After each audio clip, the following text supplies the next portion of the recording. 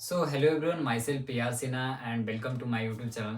तो पिछली वीडियो में हमने बात किया था कि डायरेक्ट सेलिंग को लेके लोगों में इतनी नेगेटिविटी क्यों है। और आज की मैं वीडियो में बात करने वाला हूँ डायरेक्ट सेलिंग की एक जेन्युइन कंपनी RCM, जिसके अगर फुल फॉर्म की बात की जाए तो राइट कॉन्सेप्ट मार्केटिंग खरीदारी करने का सही तरीका।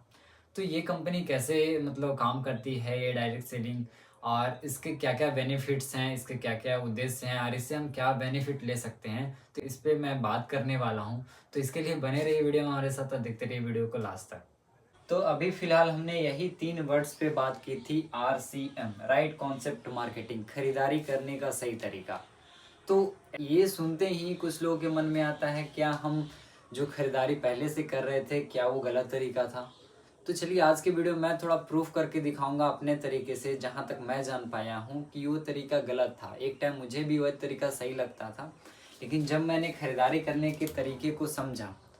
तो इसके पहले हम थोड़ा बात करते हैं ट्रेडिशनल मार्केट की व्यवस्था पे, क्योंकि खरीदारी तो पहले हम वहीं कर रहे थे। तो वो व्यवस्था किस तरह से काम करती है और ये RCM व्यवस्था किस तरीके से काम करती है, दोनों पे थोड़ा पहल करेंगे। तो देखिए, बाजार की अगर व्यवस्था में देखा जाए तो हमें कोई भी सामान अगर खरीदना होता है तो हम क्या होते हैं, यहाँ कस्टमर होते हैं। कस्टमर क्या करता है, अपनी ज़रूरत की जो सामग्री या सामान को कहाँ खरीदने जाता है, तो वो रिटेलर के यहाँ जाता है। रिटेलर भी वो सामान खुद नहीं बनाता, वो कहाँ से लाता है, तो होलसेलर के यहाँ से लाता है। होलसेलर भी घर पे सामान नहीं बनाता, तो वो कहाँ से लाता है, डिस्ट्रीब्यूटर के पास से लाता है। डिस्ट्रीब्यूटर की अगर बात की जाए तो ये भी सामान घर पे नहीं बनाते, ये लाते हैं CNF एजेंट के पास से। ये मार्केट की व्यवस्था है। और CNF एजेंट भी कंपनी से सामान लेते हैं। ठीक है, ये बाजार की व्यवस्था है, जहाँ से कोई भी प्रोडक्ट हमारे पास आता है, पहले कंपनी बनाती है, फिर CNF के पास आता है, फिर डिस्ट्रीब्यूटर के पास आता है, फिर होलसेलर के पास आता है, फिर रिटेलर के पास आता है, तब कस्टमर को मिलता है। अब देखिए, इस व्यवस्था में होता क्या है, कोई भी कंपनी सामान बनाती है तो CNF कहते हैं कि आपके सामान को मार्केट में लोग कैसे जानते हैं, तो इसके लिए आपको ऐड करवाना होगा। तो इस बीच एडवर्टाइजमेंट भी होता है। ये भी एक व्यवस्था का कड़ी है इस व्यवस्था की।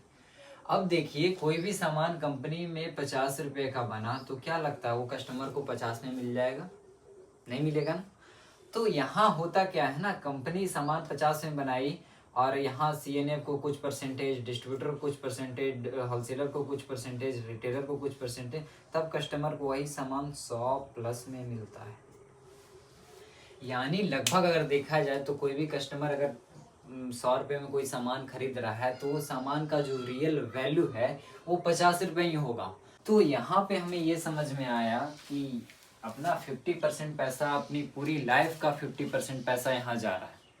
और इसके बदले भी अगर देखा जाए तो आजकल आए दिन आप सुनते हो, आए दिन मार्केट में हम ये भी सुनते हैं कि इस कंपनी, इस ब्रांड का प्रोडक्ट नकली पाया गया। तो क्या लगता है कि कंपनियां नकली करती होंगी?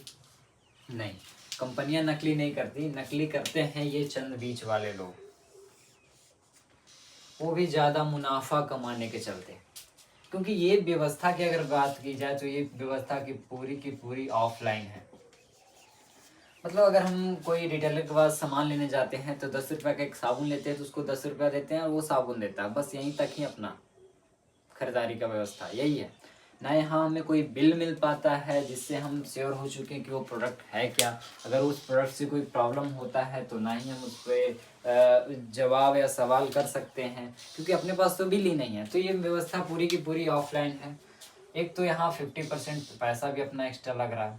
अब देखिए, यहाँ अगर देखा जाए, तीसरी अगर बात की जाए तो कोई बिजनेस अपॉर्चुनिटी नहीं है। जिनके पास पूंजी है, इन्वेस्टमेंट है, वही यहाँ पैसा कमा सकते हैं।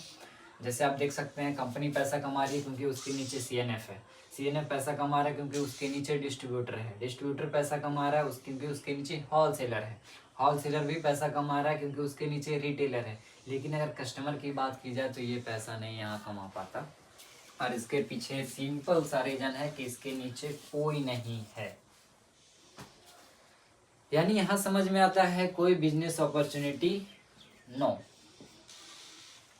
ठीक है, अब अगर बात की जाए, यहाँ 50% पैसा ज़्यादा देने के बाद भी, ऑफलाइन व्यवस्था में खरीदारी करने के बाद भी हमें यहाँ से कुछ नहीं मिला, तो कंपनी यहाँ पे ये समझती है, कंपनी थोड़ा सा परेशान इसलिए होती है कि हम सामान बनाते हैं ओरिजिनल, कस्टमर तक आते आते डुप्लीकेट होता है, तो क्यों ना ये चंद बीच वाले लोग को ही यहाँ से हटा दिया जाए। कंपनी थोड़ा व्यवस्था को बदलना चाहती है कि वो व्यवस्था, ताकि वो शुद्ध सामान को घरों तक पहुँचा पाए। इसके लिए वो कहती है कि ये ट्रेडिशनल मार्केट था, टीएम जिसे बोल सकते हैं, ट्रेडिशनल मार्केट, और हम एक व्यवस्था है जिसको बोलते हैं डायरेक्ट सेलिंग, डीएस या एमएलएम भी इसको बोलते हैं, मल्टी लेवल मार्केटिंग। तो क्यों ना हम इस व्यवस्था के थ्रू ग्राहक तक अपना सामान पहुंचाएं, जिससे उन्हें शुद्ध सामान मिले, प्लस में ऑफलाइन व्यवस्था से उन्हें ऑनलाइन व्यवस्था की तरफ ले जाया जा सके, ताकि वो जागरूक होकर सामान खरीद पाए और उसका लाभ ले पाए। अब देखिए, कंपनी यहाँ बोलती है कि यहाँ इम्पोर्टेंट हम हैं और कस्टमर है, बीच वाले लोग को अगर हम हटा देते हैं तो जो पैसा बचता है हम उन्हीं कस्टमर को फिर रिफंड कर देंगे एक तरीके से। तो कंपनी बोलती है कि हम यहाँ होंगे, यहाँ हम आपके शहर या एरिया में एक आउटलेट खुलवा देंगे और आपको यहाँ से जाके सामान ले लेना है। और आप यहाँ कस्टमर थे, लेकिन आप यहाँ एसोसिएट बायर कहलाएंगे। एसोसिएट बायर कहने का मतलब होता है भागीदार ग्राहक। यहाँ आपकी कोई भागीदारी नहीं थी, लेकिन जब हम इस व्यवस्था में आते हैं तो यहाँ आपकी भागीदारी बनती है। और एसोसिएट बायर बनने के लिए कोई भी चार्ज नहीं लिया जाता एक्स्ट्रा।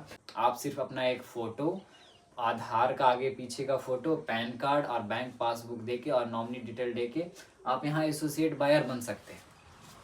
और इस व्यवस्था में अगर बात की जाए तो फ़ायदे क्या क्या हैं, क्योंकि हम अगर पुरानी व्यवस्था को छोड़ना चाह रहे हैं तो हमें पहले ये समझना होगा कि नई व्यवस्था में फ़ायदे क्या हैं, तभी हम इसे छोड़ सकते हैं, या फिर छोड़ने का एक जेन्युइन रीज़न हो सकता है। तो इस व्यवस्था में फ़ायदे की अगर बात की जाए तो यहाँ भी अगर कोई सामान 50 में मिलता है तो यहाँ जो सामान 100 प्लस में मिल रहा था, 100 ज़्यादा में मिल रहा था, यहाँ 100 माइनस में मिलता है। यानी कहने का मतलब, अगर कोई साबुन की कीमत 50 रुपये है तो यहाँ वही साबुन आपको एमआरपी से 10 से 25% कम दामों में मिलता है। अब इसके पीछे का रीज़न क्या है, क्योंकि यहाँ बीच में लोग नहीं हैं, तो यहाँ जो 50% पैसा बच रहा है वो कंपनी डिस्काउंट के रूप में आप ही को रिटर्न कर देती है। एसोसिएट वायर बनने के ये फ़ायदे हैं। दूसरे अगर फ़ायदे की बात की जाए तो ये व्यवस्था ऑनलाइन है। ऑनलाइन करने का मतलब कि अगर आप कोई भी सामान खरीदते हैं, हाँ, तो आपका सीधे मान के चलिए 10 रुपये का आप साबुन भी यहाँ लेते हैं तो उसका आपको मैसेज आता है कि आपने यहाँ से 10 रुपये का परचेजिंग किया है।